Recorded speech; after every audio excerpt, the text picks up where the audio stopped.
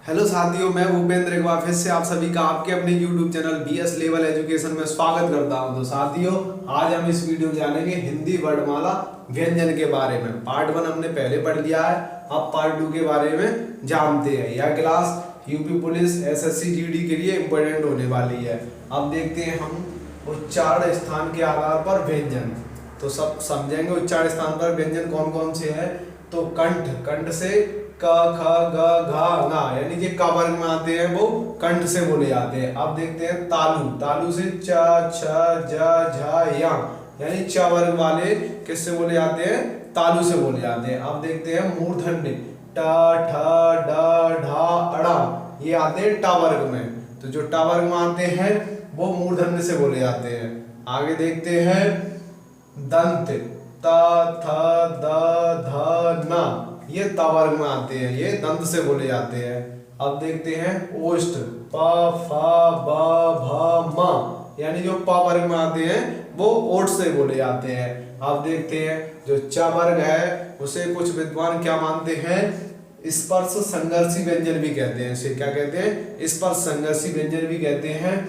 और जो ट वर्ग में ड और ढ, इसे द्विगुण या उच्छिष्ट व्यंजन भी कहते हैं। अब इनकी संख्या पूछी जाए तो इनकी संख्या कितनी होती है, 2 होती है। आगे देखते हैं घोषत्व या कंपन के आधार पर व्यंजन।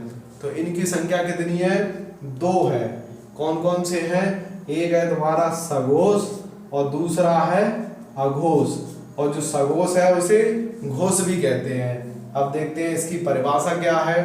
तो बोलने पर गूंज होती है उसे क्या कहते हैं, सघोष या घोष व्यंजन कहते हैं। अब देखते हैं अघोष, जिनकी गूंजने पर यानी कि जो बोलते हैं उस पर गूंज नहीं होती है, क्या नहीं होती है, गूंज नहीं होती है, उसे क्या कहते हैं, अघोष कहते हैं। अब देखते हैं सघोष में क्या है, ये वर्ग का तीसरा चौथा पांचवा अक्षर होता है, उसे क्या कहते हैं, सघोष। तीसरा जैसे समझेंगे ये वर्ग है, यानी का वर्ग, च वर्ग, टा वर्ग, ता वर्ग और पा वर्ग।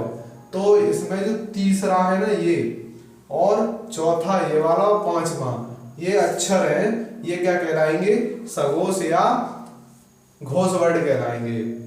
अब देखते हैं और कौन कौन से कहलाएंगे, या र ल व और हा, ये भी क्या कहलाएंगे, सघोष या घोष वर्ण कहलाएंगे।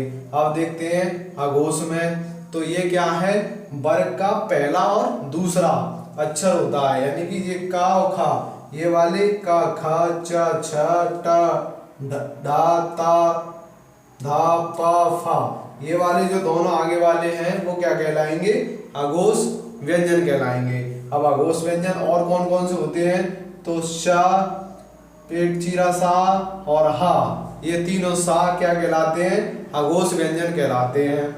अब देखते हैं आगे वायु प्राण की मात्रा या प्राणत्व के आधार पर व्यंजनों के प्रकार। तो कितने प्रकार इसके, 2 प्रकार हैं। कौन कौन से हैं समझते हैं। पहला है अल्प प्राण, ये होते हैं वर्ग का पहला, दूसरा और तीसरा।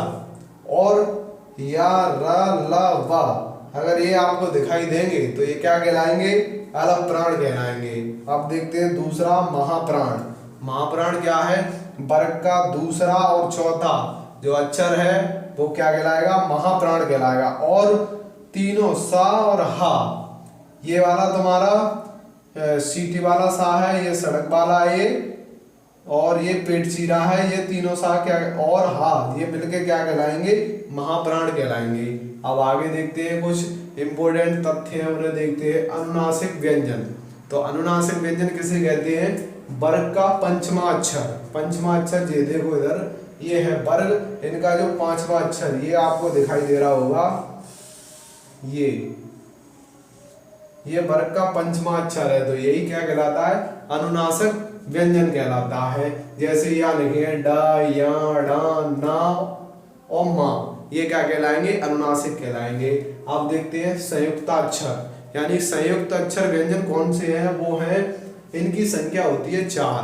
कौन कौन से हैं, तो स्र, ये श और रा से मिलते बनता है, इसमें वॉइस भी आ रही है स्र, किसकी आ रही है, स्र। तो श प्लस रा, सा हलंत वाला होगा, ठीक है। अब देखते हैं 6 यानी क्षेत्र वाली। क्षेत्र में क्या करते हैं हम, कृषि करते हैं। तो इससे याद रखेंगे आधा का और पेट चीरा सा, अगर हम दोनों के मिलने से क्या बनता है, 6 बनता है। तो क्षेत्र में क्या होती है, कृषि। तो इस हिसाब से समझेंगे। अब त्र, तो त्र में क्या वॉइस आ रही है, त और रा की आ रही है। तो त आधा प्लस रा, दोनों के मिलने से त्र बनेगा। अब देखते हैं ज्ञान। तो ज्ञान में ज्ञान ऐसे शब्द आ रहा है, तो क्या है, ज, यानी कि जो ज आधा है प्लस या, इनके मिलने से क्या बनता है, ज्ञान बनता है। अब आगे देखते हैं अर्धस्वर। अर्धस्वर क्या है, परिभाषा से समझेंगे, जिनकी ध्वनि कभी स्वर या क्या कहलाए, कभी व्यंजन कहलाए, तो वो क्या कहलाएगी, अर्धस्वर कहलाएंगे। अब इनकी संख्या कितनी है, तो इनकी संख्या 2 है। कौन कौन से हैं, या और वा, ये दोनों क्या है, अर्धस्वर है। आप देखते हैं द्वित्व व्यंजन, ये भी पूछा गया, इंपॉर्टेंट है। जब दो समान व्यंजनों का प्रयोग होता है, साथ साथ हो और उनमें से एक पर क्या हो, हलंत हो, तो उसे क्या कहते हैं, द्वित्व व्यंजन कहते हैं। जैसे उदाहरण से समझेंगे, दिल्ली, तो इसमें देखो जो ला है ना, ये वाला ला, ये आधा हुआ है, उसमें जुड़ा है, हलंत लगा हुआ है, अगर आधा मानेंगे तो। यदि इसका वर्ड विच्छेदन करेंगे तो, और रस्सी, इसमें भी आधा सा है, और खट्टा, इसमें भी देखो हलंत लगा है टा।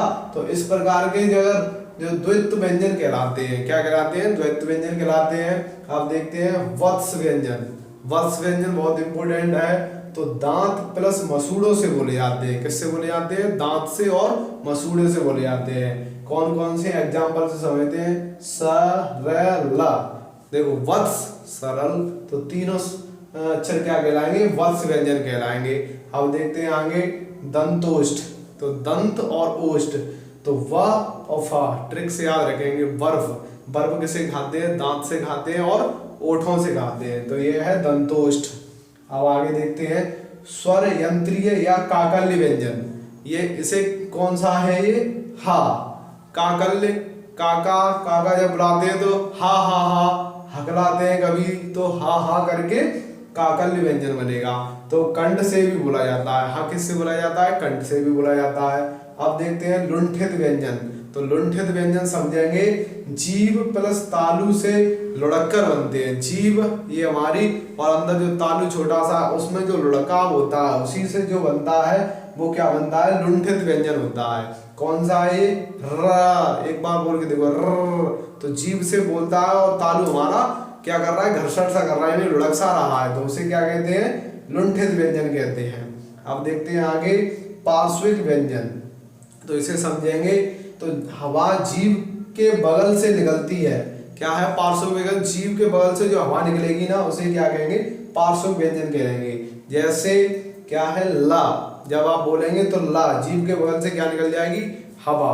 तो साथियों, ये जो व्यंजन की क्लास है, पहला पार्ट आपने पहले पढ़ लिया पहली वाली वीडियो में। अब ये दूसरी वीडियो में जो पार्ट 2, इसमें पूरा व्यंजन की जो प्रश्न बनेंगे, यहाँ से वो सब कवर किया गया है। तो आशा करता हूँ साथियों, आपको यह वीडियो अच्छी लगी हो तो वीडियो को लाइक करें, अपने दोस्तों में शेयर करें। यदि चैनल पर पहली बार आए हैं तो चैनल को सब्सक्राइब करके बेल नोटिफिकेशन ऑन करें। तो साथियों, मिलते हैं नेक्स्ट वीडियो में, तब तक के लिए थैंक यू, जय हिंद।